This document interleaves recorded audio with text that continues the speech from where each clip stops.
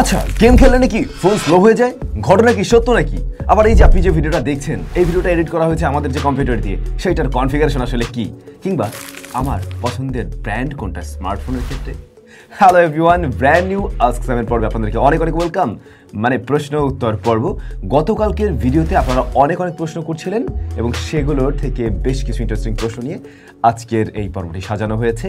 আশা করছি আপনার প্রশ্নের উত্তরটা আপনি পেয়ে যাবেন। তাহলে শুরু করছি আরমান রানা ভাইয়ের একটা কমেন্ট দিয়ে। 20K গেমিং ফোন চাই, 20K এর ভিতরে এত বলি কিন্তু কোনো ইউটিউবার ভিডিও করে না, রিপ্লাই দেয় না। অনেকগুলো লাইক রয়েছে, 120টা লাইক আছে বলেই এই কমেন্ট আমি নিয়েছি এবং অনেক রাগের ইমোজি আছে। ভাই তো আমার উপরে খেপছে, খেপাটা স্বাভাবিক, কোনো ইউটিউবারে রিপ্লাই দেয় না, আমরা কোনো অ্যান্সার করছি না। 20K এর মধ্যে ভাইয়া ওইরকম কোনো গেমিং ফোন রাইট নাও মানে খুব দারুণ কিছু নেই। যেগুলো আছে সেগুলো না, সত্যি বলতে আমরা যে টপ 5 ভিডিও যে করছি 20K এর মধ্যে, সেগুলোর মাঝে চলে আসছে, প্রত্যেকবারেই চলে আসছে, যে কারণে আলাদা করে ডেডিকেটেড ভিডিও তৈরি করা হয়নি। তবে আপনারা যদি বলেন 20,000-এর মধ্যে বা এর আশেপাশের মধ্যেই আমরা এমন একটা ভিডিও তৈরি করব যেগুলোতে শুধুমাত্র গেমিংয়ের দিকেই ফোকাস করা হয়েছে, ওই ধরনের ডিভাইসকে চয়েস করা হবে। একটু কমেন্ট করে জানাবেন, আমি না হয় সেক্ষেত্রে ট্রাই করব। রবিউল হোসেন ভাই লিখছেন, ভাই আপনার পছন্দের স্মার্টফোন ব্র্যান্ড কোনটি? 25,000 টাকা বাজেট হলে আপনি কোন ফোনটি কিনতেন? Focus on camera. সেই করোনা থেকে আছি। ওয়াও, অনেক আগে থেকে আমার ভিডিও দেখেন নিশ্চয়ই ভাইয়া। ভাইয়া আমার পছন্দের ব্র্যান্ড বলতে গেলে এটা সবসময় যে একরকমভাবে আছে আমি এটা বলবো না। দেখুন, আমার অ্যাপল ভালো লাগতো, এখনও লাগছে, বেশ কয়েকটা কারণে ভালো লাগছে। ওদের ইউআই অ্যান্ড ক্যামেরা এবং ওদের ফোনের লংজিভিটি, এই সমস্ত কারণে অ্যাপল ভালো লাগছে। আর স্যামসাং, তাদের ইউআই এর জন্য আমার বেশ ভালো লাগে। সেই সাথে আমি যে ফোনগুলো ব্যবহার করি ওগুলোর সাথে তো এই পেনটা থাকে আল্ট্রা সিরিজের, তো ওইটার একটা কারণ হতে পারে। আর রিসেন্টলি নতুন একটা ব্র্যান্ডের ফোন আমার বেশ ভালো লাগছে এবং স্পেশালি তাদের ইউআই এবং ইউনিকনেসের কারণে, আপনি বুঝতে পারছেন হয়তোবা। আর ওটা হলো গিয়ে নাথিংয়ের ফোন। আমার মোটামুটি ভালো লাগছে, মানে ওরা যে প্রাইস পয়েন্টে যা দেওয়ার ট্রাই করছে এটা একটু ডিফারেন্ট, একটু ইউনিক। আচ্ছা, পরবর্তী প্রশ্ন, 25,000-এর মধ্যে আমি কোন ডিভাইসটা কিনতাম? আমি হলে এখন 25,000-এর মধ্যে হয়তো আমি কিনতাম না, একটু কষ্ট করে হলে বাড়ানোর ট্রাই করতাম, CMF-Phone 2 Pro নেওয়ার ট্রাই করতাম আসলে। এই তো, ওটার ক্যামেরা ভালো। মাহিবুল কবির ভাই লিখছেন, একটা রিকোয়েস্ট থাকলো, এখন থেকে প্রত্যেকটা ফোনের রিভিউতে বলে দিয়েন যে ফোনে NFC সাপোর্ট করে কিনা। এতে আমাদের অনেক সুবিধা হয়, যেহেতু গুগল ওয়ালেট চালু হয়েছে, ওইটা ব্যবহারের জন্য NFC সাপোর্ট থাকা লাগবে। হ্যাঁ, অবশ্যই গুগল ওয়ালেট ব্যবহার করতে গেলে মাস্ট বি আপনার ডিভাইসে NFC সাপোর্ট থাকা চাই। এখন থেকে ফোনগুলো রিভিউ করার ক্ষেত্রে আমি অবশ্যই এই বিষয়টার দিকে নজর দিব। তবে হয়তোবা 2-1টা ভিডিও আসতে পারে যেগুলোতে NFC নিয়ে আলোচনা করা হয়নি, কারণ হচ্ছে ওগুলো অলরেডি শ্যুট করা হয়েছিল। বাট নেক্সট টাইম হয়তোবা আপনারা নেক্সট 1 উইক পরে গিয়ে প্রত্যেকটা ভিডিওতেই বলতে পারেন যে NFCর ব্যাপারটা জানতে পারবেন। 1 উইকও না, 3-4টা ভিডিওর পরেই। এমডি তামিম হোসেন ভাই লিখছেন, স্যাম ভাই নাইস ভিডিও, থ্যাংক ইউ ভাইয়া। আপনি যে আগে মোবাইল ফোনের টিপ অ্যান্ড ট্রিক্স এর ভিডিও দিতেন এবং বিভিন্ন এক্সপেরিমেন্ট করতেন, সেগুলো মিস করছি, আশা করি এরকম ভিডিও পাবো। তাই তো আমরা টিপস অ্যান্ড ট্রিক্সের তেমন কোনো ভিডিও দিতে পারছি না, আমরা না কোনো এক্সপেরিমেন্ট করছি, যেগুলো আমাদের করা উচিত। কারণ এই একঘেয়েমি, একই রকম শুধুমাত্র রিভিউ এই ব্যাপারটা তো জমে না, তাই না? তো আমরা আবারও বোধহয় শুরু করতে পারি। আপনারা একটু কমেন্ট করে জানাবেন, এক্সপেরিমেন্ট ভিডিও আগে চান নাকি tips and tricks? Mohammad Rubel ভাই লিখছেন, ভাই আপনার পোষা শখের বিড়াল দুটো দেখি না অনেকদিন ধরে, কিউট বিড়াল দুটো কোথায়? Love from Mymensingh. আপনাদের বিড়াল দুটোর কথা মনে আছে জেনে খুব ভালো লাগলো। তবে দুঃখের বিষয় হলো, আমাদের যে 2টা বিড়াল ছিল, একটা জ্যাক আর একটা ছিল রোজ। তো গত 31st নাইটে, অর্থাৎ এই যে লাস্ট ইয়ারের 31st যে নাইট, ওই রাতে প্রচুর বোমটোম ফাটে, আপনারা তো জানেন ঢাকা শহরে বিশেষ করে। তো বিড়াল দুটো অনেক বেশি ভয় পায়। আমি ওই দিন ছিলাম না, আমি ওই দিনই রওনা করে চায়না যাচ্ছিলাম। তো আমার বিড়াল প্লাস আমাদের যে টাইসন, যে একটা হাস্কি ডগ আছে আপনারা জানেন হয়তো, এগুলো এত বেশি ভয় পাচ্ছিল এবং ভয় পেয়ে ওই বিড়ালটা আর কি রাতের বেলা স্ট্রোক করে, রোজ, এবং রাতেই মারা যায়। আর এখন আমাদের জ্যাক আছে, আর একটা রোজ আমরা পরে এনেছি, মানে ওর নামও রোজ রেখেছি, ওটা সাদা। তো ওগুলো বাসায় আছে ভাইয়া। রুদ্র বিশ্বাস, স্যাম ভাই মাঝে মাঝে 25K 30K 40K বাজেটে শুধুমাত্র গেমিং ফোনের টপ 5 ভিডিও আনবা। আমাদের গেমারদের মূলত টার্গেট পারফরমেন্স ডিসপ্লে, যাতে গেমিং ভালো হয়, অন্য কিছু অত ম্যাটার করে না। এখানেও লাইকটাই আছে। তো শুধুমাত্র গেমারদের জন্য আমাদের টপ 5 ভিডিও আনতে হবে। এর আগে আমি যেটা করতাম সব দিক থেকে বিবেচনা করা হতো, তাহলে এখন একটু না হয় এরকম আলাদাও সেগমেন্ট করতে হবে, কিছু করার নেই। এরপরে যে ভাইটা কমেন্ট করছে উনি তো ওনার নাম লেখেননি, উনি লিখছে কয়েকটা প্রশ্ন করছেন। উনি লিখছেন Redmi Turbo 4 Pro এর দামের কি অবস্থা, কয়েক মাস ব্যবহারের পরে এটা নিয়ে একটা রিভিউ দেবেন প্লিজ। সকল ধরনের ফোনের ক্ষেত্রে ভাই গ্লোবাল ভ্যারিয়েন্ট আর চাইনিজ ভ্যারিয়েন্ট এই দুইটির মাঝে কোনটি ভালো হয়? তৃতীয় নম্বর প্রশ্ন, ভাই বিভিন্ন গ্যাজেটের ওয়েবসাইটে ডিভাইসের দাম এক এক রকম দেখায়, এর কারণ কি? আশা করি উত্তরগুলো দিবেন। আচ্ছা, Redmi Turbo 4 Pro এটা নিয়ে আমি ট্রাই করব যদি লং টার্মে আর একটা ভিডিও দেওয়া যায় এরকম। আর সকল ধরনের ফোনের ক্ষেত্রে বাংলাদেশ থেকে যখন একটা ফোন কিনছেন সবচাইতে বেস্ট হয় আপনি যদি আসলে গ্লোবাল ইন্টারন্যাশনাল গ্লোবালটাই কিনতে পারেন। ওটা আসলে গ্লোবালি সবার জন্য তৈরি করা হয়ে থাকে। সেক্ষেত্রে নেটওয়ার্কিং বা নেটওয়ার্কজনিত অথবা এই ম্যাপিংজনিত কোনো ধরনের ইস্যু ফেস করতে হয় না, কিংবা নোটিফিকেশনের ঝামেলায় আমাদের পড়তে হয় না, বা ওটিপির কথাও যদি বলি। তো আপনি ট্রাই করতে পারেন ইন্টারন্যাশনাল গ্লোবালটা নেওয়ার জন্য। আর বিভিন্ন গ্যাজেটের ক্ষেত্রে বিভিন্ন ওয়েবসাইটে বিভিন্ন টাইপের দাম দেখা যায়, এবং মজার ব্যাপার হলো আপনি এক এক জায়গায় এক এক রকম দাম দেখবেন। এবং খুব রিসেন্টলি আমার এখানে একটা কমেন্টও পেয়েছি। কমেন্টটা ছিল এরকম, ভাইয়া ড্যাজেলে আমি এই ধরনের দাম দেখলাম ফোনের, এবং সেখানে যাওয়ার পরে ওরা বলছে স্টকে নেই, বাট নিতে হলে ওরা মানে ম্যানেজ করে দিতে পারে, বাট আরও 5,000 টাকার মতো বেশি দিয়ে কিনতে হবে। এইটা একটা পয়েন্ট যে অনেকেই আসলে এরকম দিয়ে রাখে কিন্তু আলটিমেটলি পাওয়া যায় না। তবে এর চাইতেও বেশি হয় গ্যাজেটের মার্কেটে। আপনারা গুগলে গিয়ে কোনো একটা প্রোডাক্ট লিখে সার্চ করবেন, দেখবেন বিভিন্ন জায়গায় দেখবেন অনেকগুলো ওয়েবসাইট শো করছে এবং সেখানে বিভিন্ন রকমের দাম আছে। কতগুলো ওয়েবসাইট যেগুলোর দেখবেন দাম প্রায় সেম, কাছাকাছি একই রকম মোটামুটি, বাট কয়েকটা লক্ষ্য করবেন, দুইটা বা একটা, যাদের দাম অনেক কম, মানে ব্যাপারটা একটু চোখে লাগার মতো এবং আকর্ষণীয়, এবং আপনারও ভালো লাগবে। যোগাযোগ করে দেখবেন ওদের কাছে প্রোডাক্ট নেই। এরা কেন করে আমি জানি না, আমি গ্যাজেটের ক্ষেত্রে এটা খুব বেশি লক্ষ্য করেছি।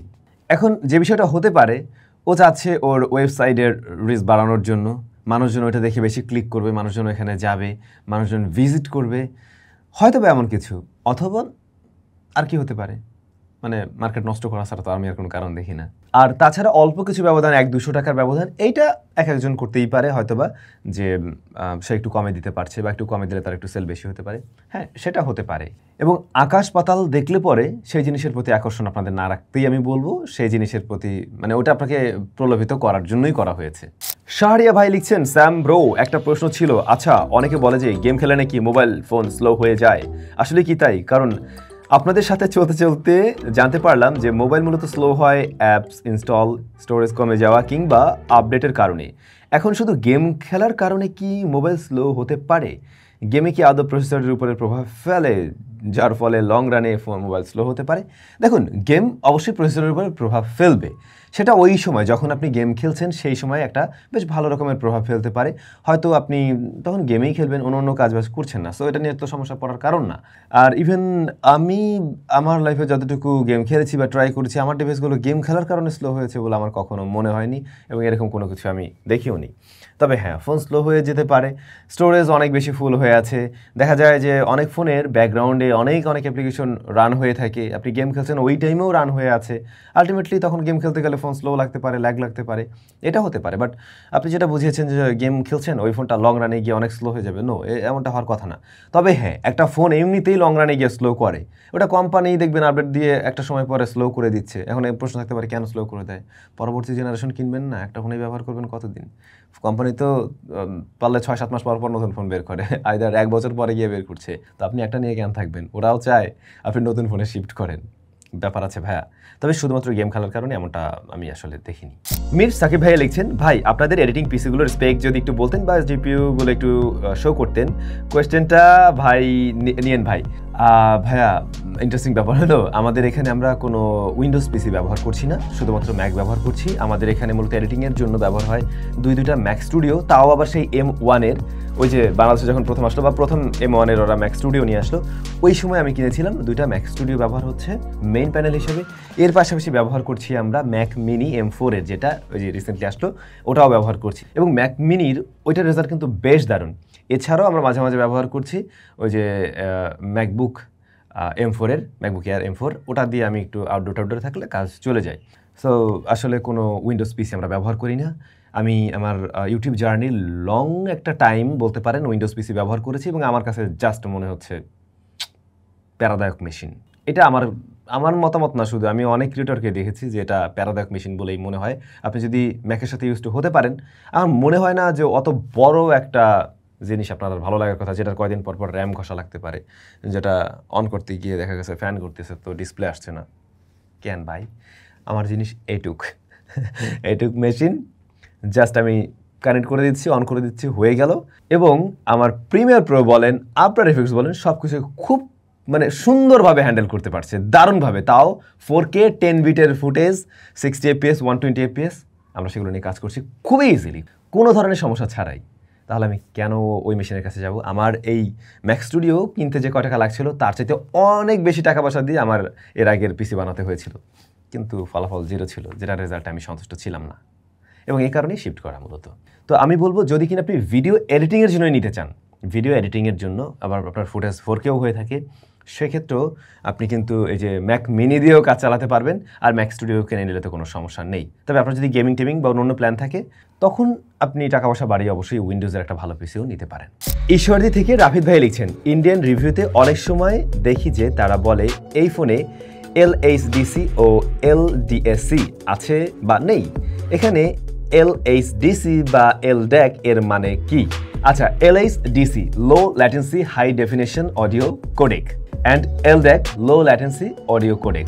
এই যে দুইটা কোডেকের কথা বললাম, প্রথম যেটা নিয়ে বলা হলো LHDC, এইটা মূলত নিয়ে আসছে সাবিটেক, আর পরবর্তী যেটা, এটা সনি ডেভেলপ করা একটা টেকনোলজি বলতে পারেন।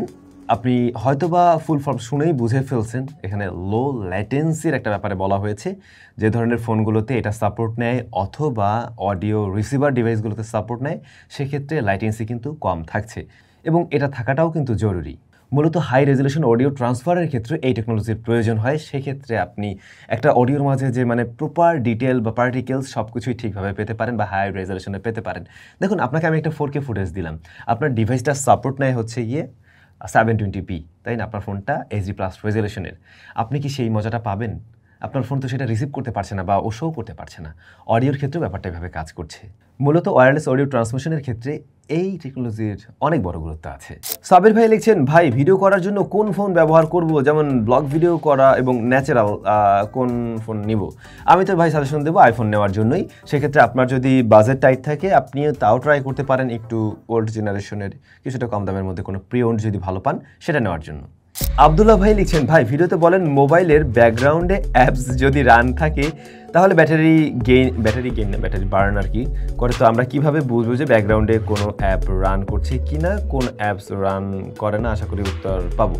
দেখুন, কোন অ্যাপ রান করছে বা কোন অ্যাপ রান করছে না, এটা আপনি সম্পূর্ণ ব্যাটারি সেটিংস থেকেই দেখতে পাবেন যে কে এই মুহূর্তে ব্যাটারি কিল করছে। আপনি জাস্ট ব্যাটারির সেটিংসে আপনি চলে যান, মানে আপনার ফোন থেকে সেটিংসে যাবেন, সেখান থেকে ব্যাটারিতে যাবেন, এবং সেখানে গিয়েই দেখতে পাবেন ব্যাটারি ইউজেস কারা করছে, এবং আপনি নিজেই বুঝতে পারবেন কাকে বন্ধ করে রাখা উচিত, কাকে আমার অন করে রাখা উচিত কিংবা উচিত না। এমডি সাবির হোসেন, সবসময় পাওয়ার ব্যাংক দিয়ে মোবাইল চার্জ দিলে কি কোনো সমস্যা হতে পারে? আশা করি উত্তর পাবো। পাওয়ার ব্যাংক মডেল এই PA13 5000 mAh, love from Chandpur থেকে আর কি। ভাই দেখুন, আপনি সবসময় যদি পাওয়ার ব্যাংক থেকে আপনার ফোনটাকে চার্জ করেন, তাহলে তো ফোনের ক্ষতি হোক বা না হোক, পাওয়ার ব্যাংকের লাইফ স্প্যান টাইম কিন্তু হারাতে থাকবে। যদি আপনার হাতে সুযোগ থাকে ফোনটা কারেন্ট থেকে সরাসরি চার্জ করেন, তাহলে সেটাই বরং করুন। হ্যাঁ, আগের চাইতে পাওয়ার ব্যাংকগুলো এখন অনেকটা উন্নত। আগে এক সময় এমনটাও ছিল যে পাওয়ার ব্যাংক আসলে ওটা ডিসি আউটপুট দিত, যার ফলে মোবাইল ফোনে একটা ক্ষতি হওয়ার পসিবিলিটি থাকতে পারে লং রানে গিয়ে। অনেক সময় এরকম একটা মিথ বলেন বা এরকম একটা ব্যাপার শোনা যেত। কিন্তু এখনকার পাওয়ার ব্যাংকগুলো অনেক বেশি উন্নত, অনেক ইন্টেলিজেন্ট সার্কিটের মাঝে ব্যবহার করা হয়েছে, যার ফলে এই ধরনের সমস্যা আসলে হয় না। তারপরেও আমি বলবো, আপনার ফোনটার যে নির্দিষ্ট চার্জারটি রয়েছে, যে ওয়াটের আসলে সে চার্জ নেয়, বরং সেটা দিয়েই আপনি ওটাকে চার্জ দেওয়ার ট্রাই করুন, এবং আপনার যখন প্রয়োজন হচ্ছে আপনি পাওয়ার ব্যাংক ব্যবহার করুন, সেটা বরং ভালো। সেটা পাওয়ার ব্যাংকের জন্য, আপনার ফোনের জন্য। বিপ্লব সরকার, ভালো কথা। আপনার স্টুডিওতে কি নতুনত্ব সংযোজন করেছেন? স্টুডিও ট্যুর দেন। স্টুডিওতে হ্যাঁ, কিছুদিন পরপর তো নতুনত্ব করতে হয়, না হলে আপনারাই বরং বোর হয়ে যাবেন। খুব স্বাভাবিক, যেহেতু আমাদের চ্যানেল থেকে এভরিডে ভিডিও যায়, একই জায়গায় একই জিনিস দেখলে আপনাদের ভালো লাগে না। আমরা নতুনত্ব কিছু নিয়ে এসেছি, আমি না হয় ট্রাই করবো সেগুলো আপনাদের সাথে শেয়ার করার জন্য। কখনো পিছনে যে জিনিসটা দেখতেছেন যে জ্বলতেছে, ওটা একটা গাড়ির চাকা, নষ্ট গাড়ির চাকা।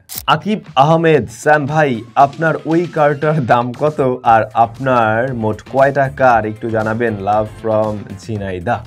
ভাই আপনি যে কোন কারটার কথা বলছেন আমি তো ওটাই বুঝতে পারছি না। আমার কাছে এই মুহূর্তে আসলে দুইটা গাড়ি আছে, এই কি যেন বলে, একটা CHR আর একটা হচ্ছে মাজদা MX-5, যদি ওটা আমি খুব শীঘ্রই হয়তো চেঞ্জ করব। এই তো, বাট কোনটার দাম জানতে চাচ্ছিলেন ওটা বুঝি নাই ভাইয়া। আকাশ ভাই লিখছেন, ভাই ক্যামেরাতে ডিজিটাল জুম অ্যান্ড অপটিক্যাল জুমের মধ্যে পার্থক্য কি, কোনটা পোর্ট্রেটের জন্য ভালো কাজ করে? অবশ্যই পোর্ট্রেটের জন্য ভালো কাজ করবে অপটিক্যাল জুম লেন্স। সেক্ষেত্রে আপনি পোর্ট্রেটে ডেপথ অফ ফিল্ড বলেন, অন্যদিকে আপনার চেহারার ডিটেইল বলেন, সব কিছু বেশ ভালো পাবেন। আচ্ছা, optical zoom and digital zoom. Digital zoom হচ্ছে এই যে আমার ভিডিওটা দেখছেন, এখন এই যে একটু জুম হয়ে যেতে দেখলেন, এইটা ডিজিটালি জুম করা হয়েছে, মানে ভিডিওটাকে ক্রপ করে দিয়ে বড় করে দেওয়া। একটা সময় পরে আপনি দেখবেন যে আমাকে ফাটা ফাটা দেখাচ্ছে, খুব স্বাভাবিকভাবেই এটা হওয়ার কথা। এটা হলো গিয়ে ডিজিটাল জুম, মানে যা আছে তাই আমরা জাস্ট ক্রপ করে বড় করে দেখাচ্ছি। আর অপটিক্যাল জুম হচ্ছে, আপনি ক্যামেরার লেন্স তো দেখেছেন যে ওটা সামনে যায়, পিছনে আসে, বড় হয়, ছোট হয়, এবং সেভাবে জুম করা হয়, মানে লেন্সটাকে সামনে পিছনে নিয়ে অপটিক্যালি জুম করা হয়। এক্ষেত্রে রেজলিউশন হারায় না, ছবির কোয়ালিটি বা ভিডিওর ইমেজ কোয়ালিটি সব কিছু ঠিকঠাক থাকে, রেজলিউশন ঠিকভাবে ধরে রেখে জুম করা সম্ভব হয়। বাইনোকুলার যেভাবে কাজ করে থাকে বা টেলিস্কোপ যেভাবে কাজ করে থাকে আপনি সেটা বুঝতে পারেন, ওই ক্ষেত্রে রেজলিউশন হারায় না, কোয়ালিটি ভালো থাকে। সুতরাং অবশ্যই অপটিক্যাল জুমটাই সেরা। তো ভাই ব্রাদার, এই ছিল আজকের প্রশ্ন উত্তর পর্ব। অনেক প্রশ্নের উত্তর আমি কিন্তু কমেন্ট সেকশনে গিয়ে দিয়ে এসেছি। আপনাদের কাছে কেমন লাগলো ভিডিওটি কমেন্ট করে জানাবেন। আপনাদের সাথে নিশ্চয়ই দেখা হচ্ছে স্যামজনের নতুন কোনো ভিডিওতে। ভালো থাকুন, অনেক বেশি ভালো।